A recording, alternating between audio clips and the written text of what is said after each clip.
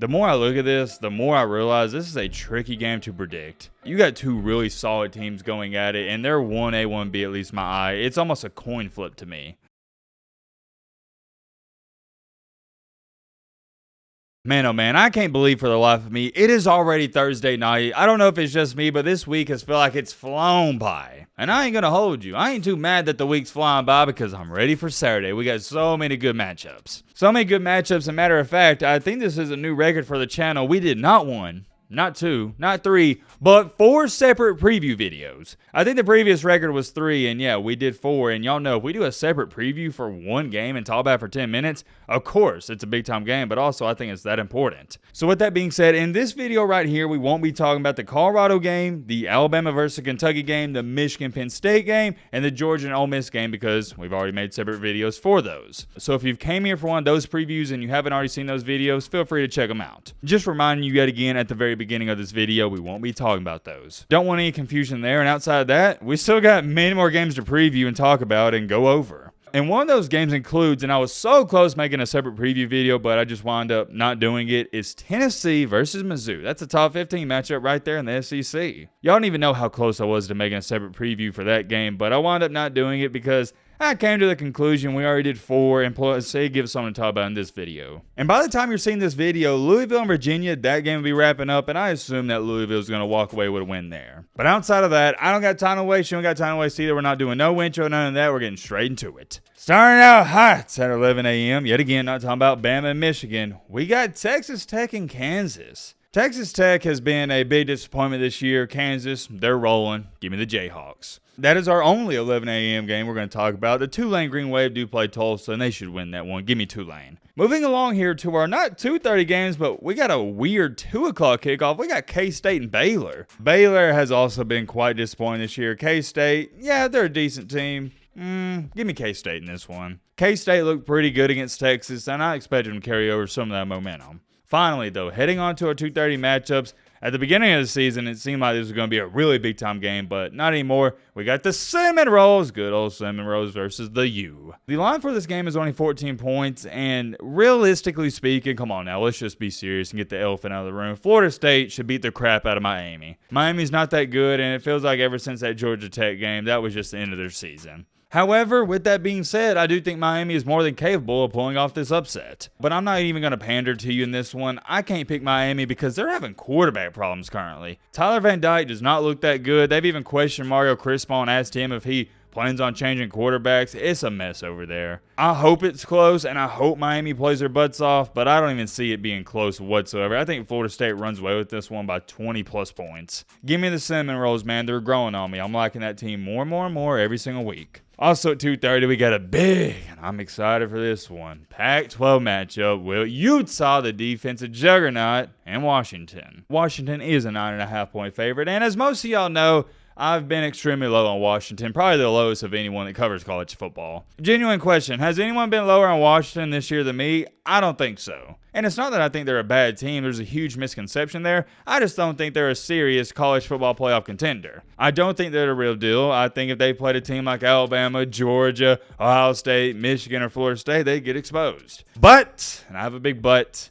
they did impress me against USC, and Washington is starting to slowly grow on me as well. I still have my concerns, trust me, and I'm still not very high on them. I don't even have them in my top 5. But with that being said, this game against Utah is huge for me because remember before the USC game, Washington was struggling to score against Arizona State. So I want to see what they can do against a really good defensive team in Utah. Sure, you put up 52 on USC, but I know high school teams that can score 50 on USC. If Washington goes out here and beats Utah by, I'll even say 10, 14 plus points, might have a little different narrative about them, at least for me. That's going to be something to look forward to. Can Utah slow down and stop this Washington offense? Let me know in the comment section. Me personally, as much as I love this Utah team, y'all know I love them, I don't see it happening. I think Washington is rolling. They got all the momentum in the world, and they come out here and they score about, I'd say Washington's going to get at least 31-35. And I'll even give you a score prediction for this game since it is a top 20 matchup.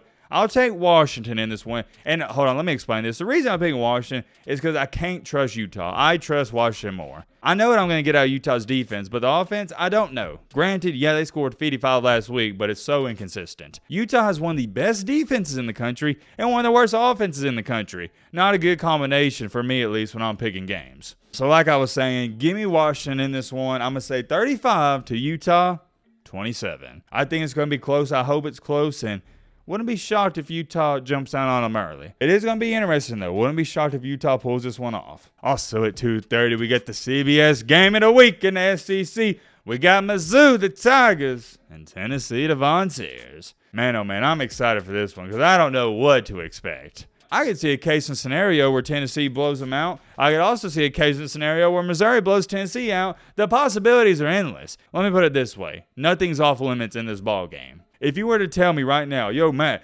Tennessee, Missouri, that's going to be a close game, yeah, I'd understand that. At the same time, if you were to tell me, Matt, I think Tennessee might blow out Missouri, I could understand that, and vice versa. If you were to tell me Missouri blows out Tennessee, I could see that. And that's what has me so invested in this game, and I can't wait to see what's going to happen. In this game, we got a good matchup for the quarterbacks. We got Brady Cook, quarterback for Missouri. I love him. And also, we got Joe Milton for Tennessee. He's had his moments, to say the least. I think the best way to describe Joe Milton is, and I'm just going to use what Tennessee fans tell me, people aren't confident in him. Every Tennessee fan I talk to tells me the same thing.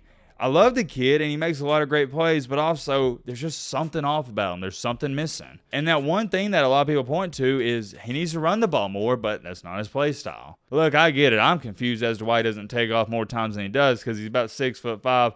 What is he, like 250? He could pretty much do the same thing Jalen Milroe's doing. I don't think he's as explosive as Jalen Milroe, but he could do what Hendon Hooker did last year. I'll put it to you like this. The Joe Milton experience is something to look forward to because you never know what you're going to get. He may play really good, but he also may play not so good, so you never know. On the flip side for Missouri and Brady Cook, I somewhat know what to expect. Missouri is a sound and fundamental team. They're not going to do anything that blows your mind or anything extraordinarily. They're just going to play the way they do, which is do the ordinarily things to an exceptional level. Missouri doesn't have the talent that Tennessee has, but they get the most out of their 2- and 3-star recruits, and they're good at executing. And also, you can't even bring up Missouri without mentioning their star wide receiver, Luther Burden III. That guy can play, man. I expect him to go off for at least 100 yards. The more I look at this, the more I realize this is a tricky game to predict. You got two really solid teams going at it, and they're 1A, 1B, at least my eye. It's almost a coin flip to me. I don't think you can go wrong with either one. But here's what it comes down to for me. I think Tennessee's going to see a lot of run success. Missouri did a good job of holding Georgia in tech. They only allowed them to have 131 rushing yards. But I'm going to remind Missouri fans of this right here. Tennessee arguably doesn't just have the best rushing attack in the SEC. They arguably have the best rushing attack in the country. And I think Tennessee's going to win that battle up front, and that's going to open some passing lanes up for Joe Milton, and maybe he has 3 to 4 deep bombs this game. Who knows? I don't expect this to be a heavyweight defensive matchup. I expect to see a score of something like 41-38. And I think Tennessee and Joe Milton, they win this game in a shootout. Give me the Vols. 41-38, I'll stick with that score. Also at 2:30, we got Sorry and Sucky Iowa versus Sorry and Sucky Rutgers. Good gosh almighty. You want to talk about the battle of the mid? That's this right here. Just because Iowa's at home, give me Iowa in this one. They'll probably win it something like 18-14. They don't score a touchdown, but they make 6 field goals. Moving along here to our night games, not talking about Georgia, but Oklahoma does play West Virginia. This could be another sneaky game for Oklahoma because West Virginia's not bad. They're quietly sitting at 6-3. But good gosh almighty, Oklahoma, you got to be due. Like at this point, they due for a win. So because of that, I'll take them. Give me Oklahoma and Dylan Gabriel. At 6:30, we got Michigan, not the Michigan you're thinking of. Michigan State versus the little bro Ohio State. Come on, man. You really think I'm about to sit up here and preview this game? No, give me Ohio State by 40. At 6:30, this is really interesting. By the way, breaking news just came out that Quinn Ewers, he's coming back. We got Texas versus TCU, and this has changed everything for me now that we've got this news that Ewers is back. I originally thought this could have been a trap game and TCU could have pulled the upset. But with Ewers coming back, no. Give me Texas by 24. 6:30 as well. We got Florida and LSU, another good game. Now, this is weird because both teams are coming off of losses. Florida had an embarrassing home loss to Arkansas, inexcusable. And LSU, they got beat up pretty bad there by Alabama. LSU should win this game, but I wouldn't be shocked if old Florida goes into LSU's home stadium and beats them. But I'm not picking against Brian Kelly and LSU. Give me LSU by about 17. And we got 2 games left. Duke and North Carolina. Why not? Give me North Kakalaki. And then last but not least, at 9:30 of the Pac-12 After Dark, we got USC and Caleb Williams versus Bo Nix in Oregon. This is going to be a heck of a matchup, and I low-key forgot about this game, not going to lie. This is going to be a heck of a game because USC, they're going to put up points. No way Oregon just shuts them down completely. And we all know this. A team that has the former Heisman Trophy winner Caleb Williams on it, you got to give them a chance, don't you? Because you know on any given night, USC can score 50 points. I expect to see a flat-out shootout. You're not going to see too much defense being played. But I will take Oregon in this one because I think they're the more physical team. Oregon's going to get maybe 2 to 3 more stops than USC, and they win this game 51-42. I'll take Bo Nix in that one. Also doing throw this in there. I think Bo Nix will outplay Caleb Williams in this ball game. And there's 2 reasons for that. Number 1, Bo Nix is good. And number 2, USC's defense is terrible. Heck, I think I could throw for 350 yards against USC's defense. And I also could run for another 100 if I felt like it. They are pitiful, but ladies and gentlemen, boys and girls, that's it. I am extremely curious. Let me know your thoughts down below. And also, let me know what game you're looking forward to the most. But all right, Matt Ball,